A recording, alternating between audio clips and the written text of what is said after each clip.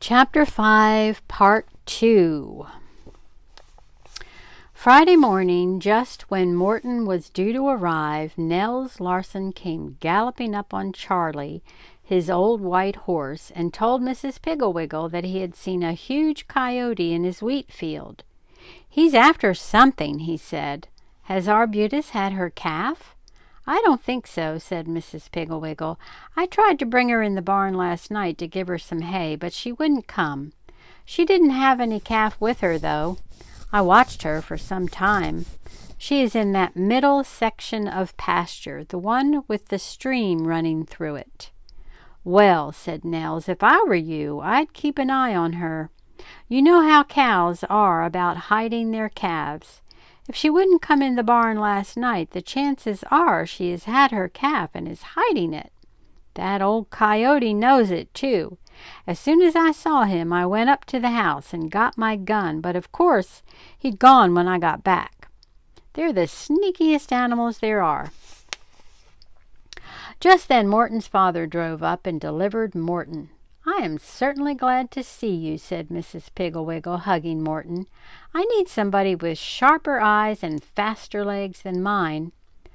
"Why?" asked Morton, stroking Charlie's nose. "Because Mr. Larson here saw a coyote in his wheat field, and we think Arbutus has had her calf and hidden it. If the coyote finds it before we do, he'll kill it." "Don't worry, Mrs. Piggle-Wiggle. I'll find that old calf for you," Morton said. "Well, goodbye, Dad. I got work to do." "Goodbye, son," said Mr. Heatherwick. "Be good and help Mrs. Piggle-Wiggle all you can." "Of course I will," said Morton, dropping his suitcase, his box of games, his bow and arrow, his paint box, and his drawing paper in a heap by the back steps. Then, stripping off his jacket and throwing it on top of the other things, he said, "Now, where did you say this old calf might be, Mrs. Piggle-Wiggle?" "Here, get up here with me," said Nels, reaching down for Morton's hands. "I'll ride you over and show you." "Yipes!" said Morton when he was astride the horse in front of Nels. "Say, Dad, look at me. I'm riding horseback, just like a cowboy." "Giddy up," said Nels and Charlie slowly. "Giddy up," said Nels, and Charlie slowly meandered off in the direction of the wheat field. After he had shown Morton where the coyote had been, Nels took him to the middle pasture where Arbutus was. They got off Charlie and walked over to Arbutus, who was over by the north fence eating clover. "Hi, old girl," said Nels, slapping her on the side. Arbutus blinked her eyes and chewed her clover. Morton said, "Gosh, she's pretty. Do you think I can learn to milk her?" "Of course," said Nels. "But first you'd better find her calf. When you do find it, let me know, and I'll carry it up to the barn." Then Nels rode away on Charlie, and Morton sat down in the clover by Arbutus and thought about the calf. "I'd like to have a little calf of my very own," he thought. "I'd have it sleep with me and take it to school with me, just like a dog. I'd name it Pal, and when it grew up and was a big dangerous bull, I'd ride it in a rodeo." While Morton was busy with these thoughts, Arbutus lay down and began to chew her cud. Morton thought this was nice and friendly of her. He said, "You're a nice old girl, Arbutus, and I won't let any old coyote get your calf. I'll find it, and then we'll put it in the barn where it will be safe." Arbutus closed her eyes. While he had been talking, Morton had been running his fingers through the clover. He felt something round and kind of soft. He looked down and saw that he had a fat, red, wild strawberry in his hand. He put it in his mouth. It was warm and sweet and delicious. "Oh boy," said Morton, "wild strawberries. I'll bring some back to Mrs. Piggle-Wiggle." Crawling on his hands and knees, he began to pick the little strawberries and put them in his handkerchief. He had about a cupful when he looked up and saw a small brown rabbit watching him. "Hi, Bunny," he said, sitting back on his heels and absent-mindedly putting a handful of the strawberries in his mouth. The bunny hopped away. Morton followed him. Then the bunny disappeared down a hole near a log. Morton put his hand way down the hole, but he couldn't feel anything but dirt. He was quite disappointed and rather tired, so he lay down on the grass on his back and looked at the sky. A big chicken hawk was flying around in the clear spring sky. He moved slowly, surely, in big circles. Then a meadowlark began to sing. He stood on a fence post and tossed his song into the air. The clear, sweet notes floated around in the sunshine like soap bubbles. A beetle as shiny and black as licorice crawled over Morton's fingers and went charging into the deep grass. "I sure like to live in the country," said Morton. "I guess I'll go down to that stream and find a willow tree. I feel like making a willow whistle." So he went down to the stream, and he found a willow tree, and he also found a big green frog, a little yellow water snake, 2 crickets, and a handful of periwinkles.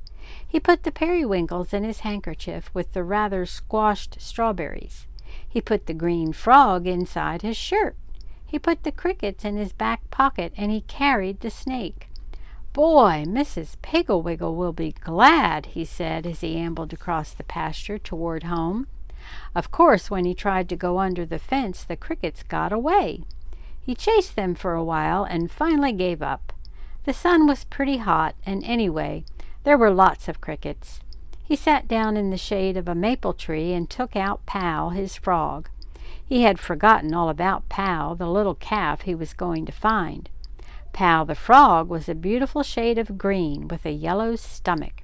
He swelled up his throat and blinked his eyes at Morton. Morton said, "When we get home, I'll make you a little bed out of a matchbox, and you can sleep in my room.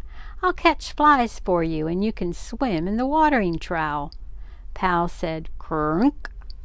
My, but it was peaceful there under the maple tree. Morton closed his eyes. A little breeze riffled through his hair. He fell asleep. When he woke up, it was afternoon. Pal was gone, and he was very hungry. Grabbing up the handkerchief with the periwinkles and squashed strawberries in it, he ran across the field, over the hill, through the little woods, up by the barn, and on to Mrs. Piggle-Wiggle's back porch. She was in the kitchen baking peanut butter cookies. "Oh, Morton," she said, "you wonderful boy, you found the calf. I knew you would." "The calf?"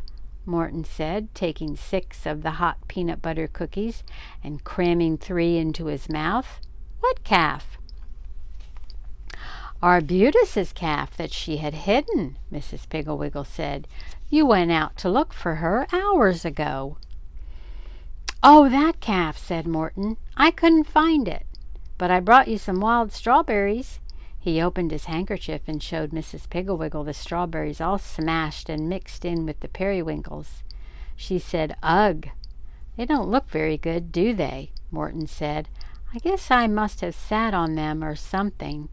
He took 6 more cookies. "Where did you look for the calf?" asked Mrs. Piggle-Wiggle. "Oh, around in the grass," Morton said. "He wasn't anywhere." "Did you look down by the stream?" asked Mrs. Piggle-Wiggle. "Yeah," said Morton, "and I found a swell little frog. I named him Pal, and he had a yellow stomach. Gee, he was cute. He ran away, though, and I fell asleep." "Asleep?" said Mrs. Piggle-Wiggle. "You mean you've been sleeping while Arbutus's poor little calf is lying out in the field prey for that horrible coyote?" "I was kind of tired from picking all those strawberries, and so I just took a little nap," Morton said, reaching for more cookies. Mrs. Piggle-Wiggle looked at the dozen or so strawberries and then at Morton. She said, "I am very, very disappointed in you, Morton. You haven't been looking for the calf at all, and the sun is going down, and pretty soon it will be night, and the coyote will come sneaking down from the hills and find the little calf and kill it. You should be ashamed of yourself, very ashamed. Apparently you don't love animals at all." "I do too," said Morton. "I was going to find that old calf and name him Pal and raise him up to a big bull and everything. But then I saw those strawberries, and then I chased a rabbit, and then I chased some crickets." "Well," said Mrs. Piggle-Wiggle, "you'd better come down to the barn and help me with the chores, so I can go out and look for the calf." Morton was not too much help with the chores. He couldn't find the pitchfork to pitch down hay for Trotsky. He couldn't find the calf meal for Heather. He couldn't find the oats for Trotsky, and when Mrs. Piggle-Wiggle sent him up to the house to get the bucket of slops for Fanny, he came back with a crock of cherry-leaf pickles and another handful of cookies. Exasperated, Mrs. Piggle-Wiggle said, "Go up and stay in your room. You are no help at all. I will finish the chores, and then I will find the calf." Morton's feelings were very hurt, and he thought Mrs. Piggle-Wiggle was being unnecessarily cross. He shuffled up to the house, dragged up to his room, and slumped down on the bed. "Mrs. Piggle-Wiggle doesn't like me, that's the trouble," he said to Lightfoot, who was asleep on his pillow. "Nobody likes me. Mom and Dad sent me out here to get rid of me, and now Mrs. Piggle-Wiggle wants to get rid of me. She'll probably send me to an orphan asylum, and I didn't even have any lunch." He began to cry. Wag, who had followed him up to the house, licked his hand and whimpered. He hated to see anyone feel sad. Wiping his eyes on his sleeve, Morton said, "Well, I guess as long as nobody likes me or wants me, I'd better run away. I'll go up to Alaska and dig gold, and when I'm rich I'll come back, and I won't speak to any of them, will I, Wag?" Wag wagged his tail and smiled, and Morton got up off the bed and ran away. He ran down the lane, through the little woods, and down into the field where he had been picking the wild strawberries. When he got in the field, he decided that he might as well look for Pal, his frog. He went over to the place under the maple tree where he had been asleep earlier in the day. My, but it was dark and gloomy there now. The sun had gone down, and the shadows were as black as caves. "I'll never be able to see old Pal here," Morton said to Wag. "Anyway, he's probably gone back to the brook. Let's go down there." It was pretty dark down by the brook, too, dark and wet. Morton stepped on what he thought was a hummock of grass and went clear to his knee in water. When he pulled his foot out, it made a very unpleasant sucking sound. "Quicksand," he said to Wag. "We'd better get out of here, quick." So they went back across the field to the maple tree and sat down. All around them were strange night sounds, rustlings in the leaves, snapping of twigs, chirping of frogs, cries of nighthawks, the mournful too-woo of Pulitzer. Morton shivered and put his arm around Wag. He wished he were in Mrs. Piggle-Wiggle's cozy kitchen. Then from across the valley the coyote howled. It was a terrible sound, fierce and lonely and wild. Jumping up, Morton said to Wag, "I'm going to climb up in this old maple tree and sleep. That's what hunters do. You can come up too if you want, Wag." Wag barked. So Morton climbed in the tree, high up. In fact, so high up he could see for about 100 miles. He could see the lights at the Larsons' farm. He could see the stream winding through the valley. He could see the old bee tree up behind Mrs. Piggle-Wiggle's house. He could even see Arbutus down in the field. She was bending down, eating. No, she wasn't. She was licking something. And she was kind of mooing. Maybe it was the calf. Zowie! Morton shinnied down out of the tree quicker than a squirrel and ran as fast as he could over to the far corner of the field, down by the stream where Arbutus was. The minute she saw him, Arbutus started to walk away, but Morton had marked the place where she had been by a wild cherry tree. He went right to the tree, and there, curled up in some rushes, hidden by young willows, was a little brown and white calf. Morton knelt down and patted it. He said, "I found you, and you're mine, little pal. You look like a baby deer." Then from just across the creek came the cry of the coyote. Arbutus bellowed. Wag barked, and Morton stood up and shouted, "Mrs. Piggle-Wiggle, I found him! I found him!" Mrs. Pigglewiggle called out, "Stay there! I'm coming!" Her barn lantern bobbed along through the field like a firefly. Morton was glad she brought it. That old coyote sounded awful close. Mrs. Pigglewiggle said, "Oh, Morton, you brave boy, to wait in the dark until Arbutus led you to her calf. I certainly misjudged you, and I'm certainly sorry." Morton said, "Oh, that's all right, Mrs. Pigglewiggle. Now you stay here while I go and get Nels. Come on, Wag." Nels carried the little calf up to the barn, and Arbutus followed. When they had them nice and cozy in a box stall, Mrs. Pigglewiggle said, "Because you are such a brave boy, Morton, and such a wonderful finder, I'm going to give you this little calf. What do you want to name her?" "Her?" said Morton. "I wanted a little bull." "Well, you have a fine little heifer," said Nels. "Well, then, I'll name her Wild Strawberry," said Morton. "That's a beautiful name," said Mrs. Pigglewiggle. "I couldn't have picked a better one myself. Now what would you say to some supper?" "Oh, boy," said Morton. "I've baked beans and made brown bread, and I think there's a cherry pie in the pantry." It was truly remarkable how finding the lost calf changed Morton Heatherwick.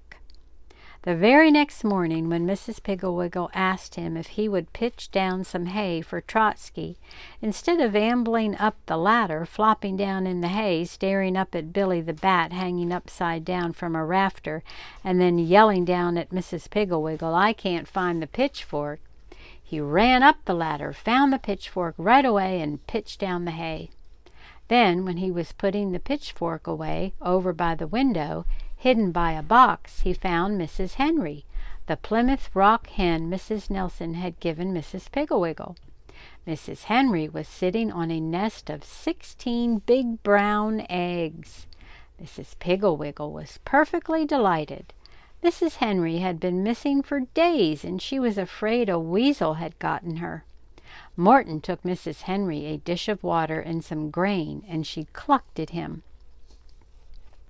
That same afternoon after lunch, when Morton was away high up in the walnut tree putting up a swing, he saw Lightfoot come out of the cellar with a kitten in her mouth.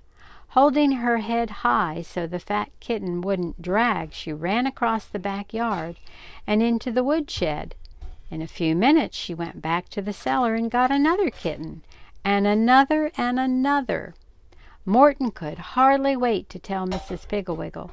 He slid down the swing rope so fast his hands burned and raced into the kitchen. "Mrs. Pigglewiggle," he said, "Lightfoot has 4 kittens, and I know where she's got them hidden." Every single day he found something: the mallard duck's nest, 2 horseshoes, a bee tree, a rusty sledgehammer, an Indian arrowhead, and Mrs. Pigglewiggle's cameo brooch that had been lost for 2 months. He found that under the mash hopper in the chicken house. He put it in the egg basket, and when Mrs. Pigglewiggle saw it, she got tears in her eyes. She lifted it out very gently, washed it under the pump, pinned it on her dress, and said, "That was the very first present Mr. Pigglewiggle gave me. It means more to me than anything. Thank you from the bottom of my heart, Morton." Morton said, "Aw, it wasn't anything, Mrs. Pigglewiggle. I just happen to have much sharper eyes than anybody in the whole world." He jumped off the porch and shinnied up the walnut tree. And that's the end of the Mrs. Pigglewiggle's farm stories. We'll see what she's up to next. Love you. Bye.